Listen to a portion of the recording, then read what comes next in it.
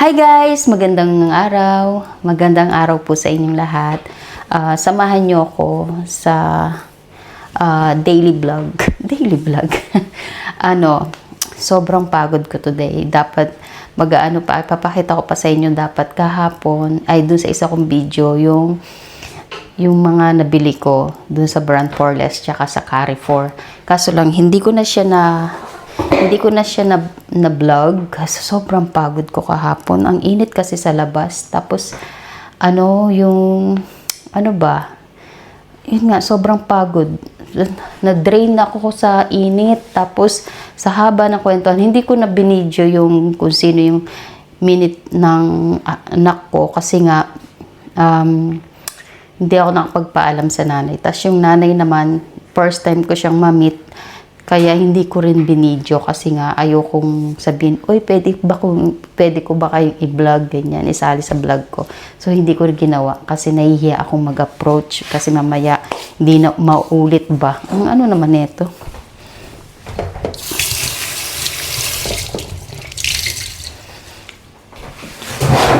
Buday?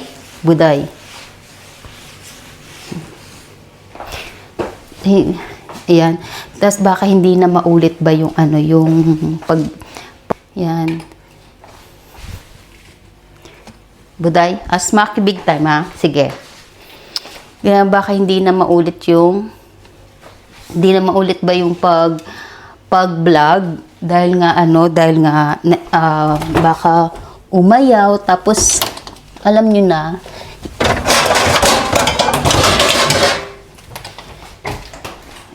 hindi ko in-approach na kung pwede silang i-vlog kasi nga ayaw nila. So, ang lulutuin ko guys is hash brown, chicken nuggets, scrambled egg, tsaka hot dogs. Pero sayang kasi, hindi ako basta nagtatapon ng mantika. Eto kahapon lang naman to, sayang. Pang hash brown ba? Diba, ulitin lang.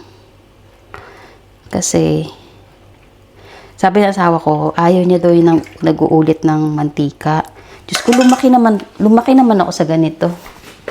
Inuulit ko yung mantika. Yung pusa ko, masyadong maligalig ngayon. Diba?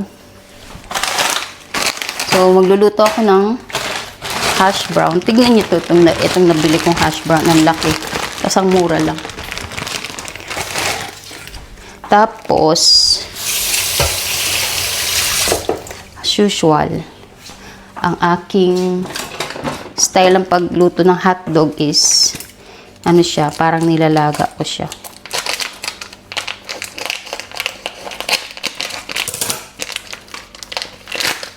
Yan, nilalaga ko siya kasi nga, frozen, diba? Frozen siya. Kaya kailangan siyang lagain kasi nga frozen. Pag hindi siya frozen, malala. Hindi mo na pwede nang hindi lagain. Yan. Tapos lagyan natin ng tubig. Yan. Yun nga kahapon, pagod na pagod talaga ako.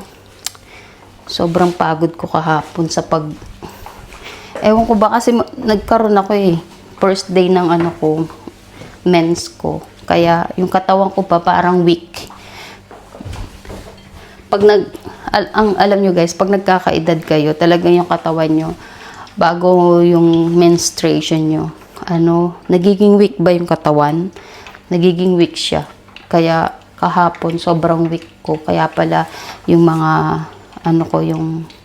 yung pakiramdam ko ba, parang may sakit ako. Kasi yun pala yun, yung kakaroon ako ng regla.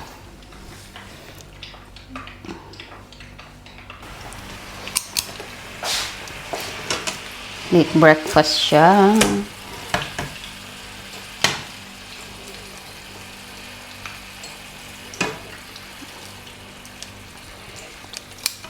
Tapos maggagawa ako ng eggs. Gagawa ako ng scrambled eggs. Mag-scrambled egg ako. Buday? No. Out. Buday, down. Down, down. Buday. Buday, down. Down. Scrambled egg.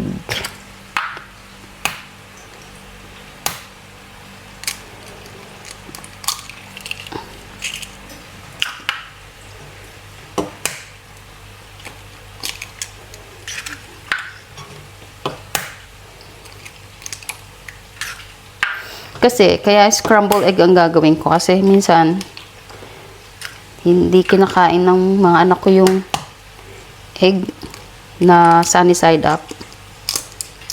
Kaya, mas gusto nila, try ko tong ano. Nabasag naman to. Try ko tong ano. Tong scrambled egg. Buday, no.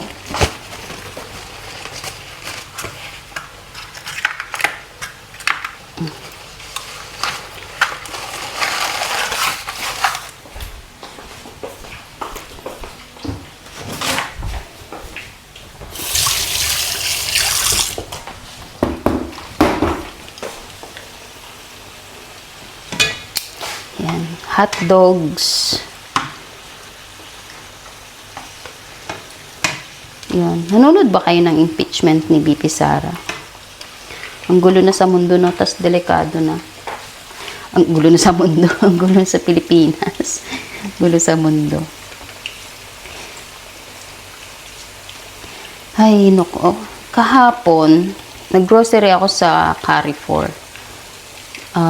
Konti lang din grocery ko. Bumili na ako ng ano, ng hipon ba? Tapos niluto ko siya kagabi din. Dinner namin. Tapos, bumili lang ako ng ano, konti lang binili ko sa Carrefour kasi medyo mahal dun. Medyo mahal lang ano. Buday. Tapos mag-ano ko, scrambled egg.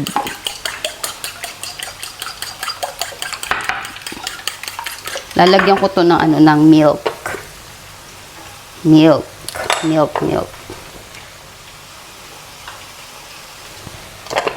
Pepper. Hindi pepper pala dito.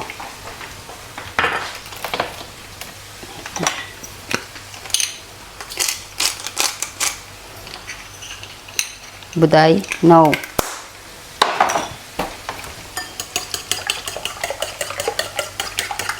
Yan. Tapos lalagyan ko ng konting milk.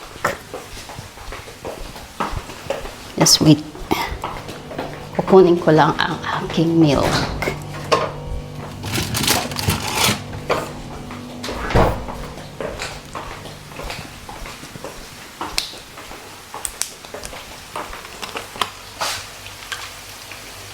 Yan. Konting milk lang.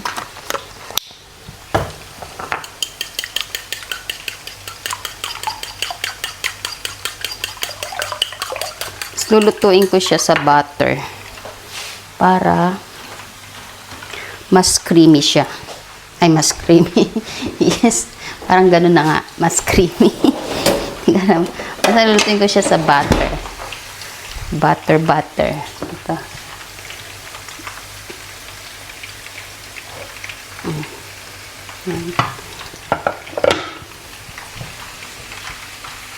Pero slice ko muna itong ano, hotdog. Slice ko yung hotdog para, lang, patay muna natin. Slice ko yung hotdog.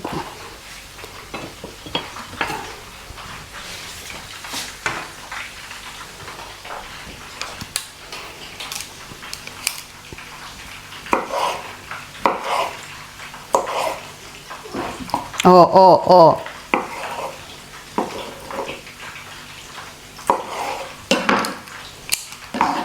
Masarap tong hotdog na to eh. Malasa siya. Although hindi siya healthy. Pero masarap siya. Sa Pilipinas.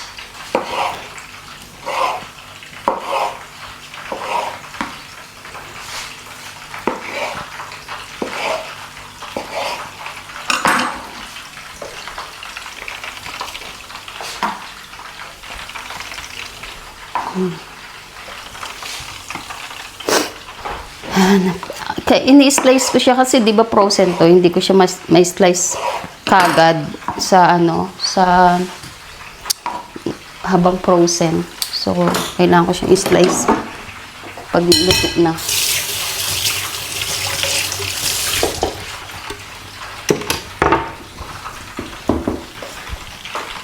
And continuous cooking tayo. Ito. Ano pa ba? Okay, continuous cooking tayo. So, eto na.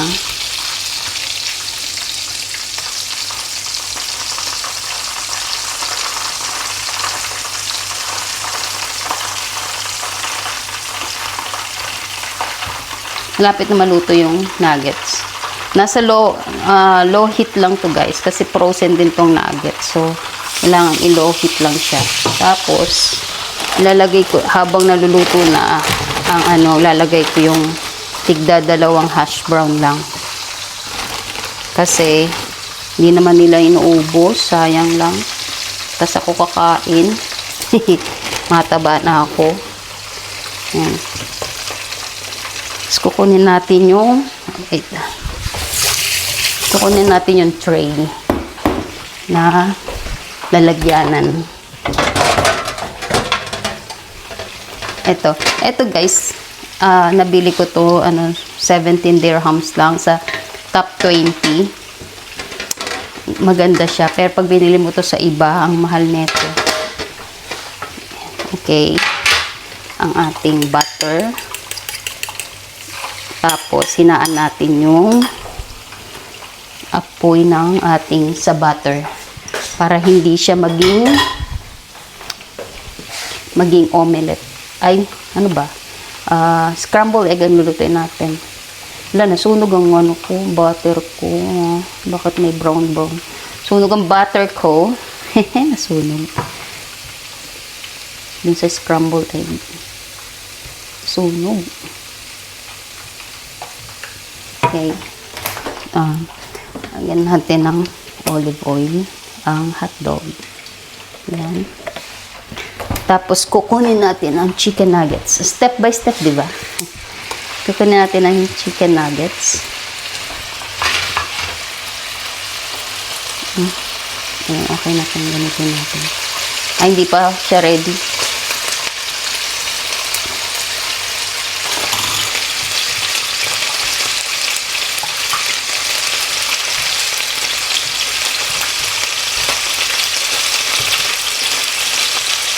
Itong breakfast na to, every weekend lang naman to. Kasi nga, hindi everyday ganitong breakfast nila. Kailan ko lang trip magluto. Pero kadalasan, breakfast nila lang. Isa lang. Kunyari, chicken nuggets lang. Kasi nga, nagluluto naman ako ng lunch sa mga bata. Ngayon, pag kumain sila ng ganito ka-heavy, hindi na ako nagluluto ng lunch, dinner. So ako, fasting ako, tapos yung asawa at anak ko, ito yung kakainin nila. Kasi nag-gain ako ng 4 kg. Dati akong 59 ngayon, 64 na ako. 64. Yan.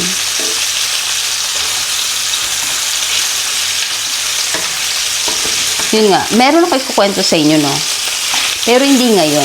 Sa susunod na yung bang nagko-coffee, tapos ikwento ko sa inyo.